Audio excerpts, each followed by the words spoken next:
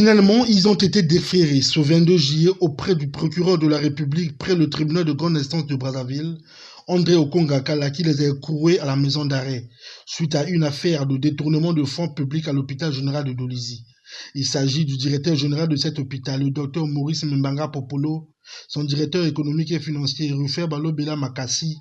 deux conseillers du ministre de la Santé et de la Population, ainsi que l'ancien gestionnaire de crédit de cet hôpital et l'administrateur de SAF à l'hôpital général de Luandili à Pointe-Noire. Au cours de cette enquête, 6 personnes ont été interpellées puis gardées à vue. Aujourd'hui, 22 juillet 2024, ces 6 personnes présumées auteurs des faits viennent d'être déférées à mon parquet. Il s'agit de Mbanga Mpompolo Maurice, directeur général de l'hôpital général de Dolisie, Andessa Charles, ancien gestionnaire des crédits de l'hôpital général de Dolisie, Nyekumu Libaba Anselme Ludovic, conseiller technique du ministre de la Santé, Bakale Gérard, conseiller à la documentation du ministre de la Santé, Balombela Makassi Rufin, directeur économique et financier de l'hôpital général de Dolisie, Avungu Sofoni Parfait, administrateur des SAF à l'hôpital général de Luandili Pointe-Noire. Conformément aux dispositions du Code de procédure pénale,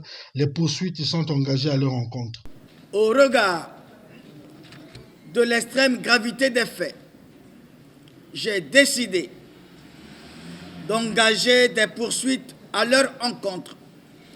suivant la procédure de crime flagrant pour des faits de détournement des fonds publics et d'abus de fonction, conformément aux dispositions des articles 55 du Code de procédure pénale, 43 et 50 de la loi du 11 mars 2022 portant prévention et lutte contre la corruption et les infractions assimilées.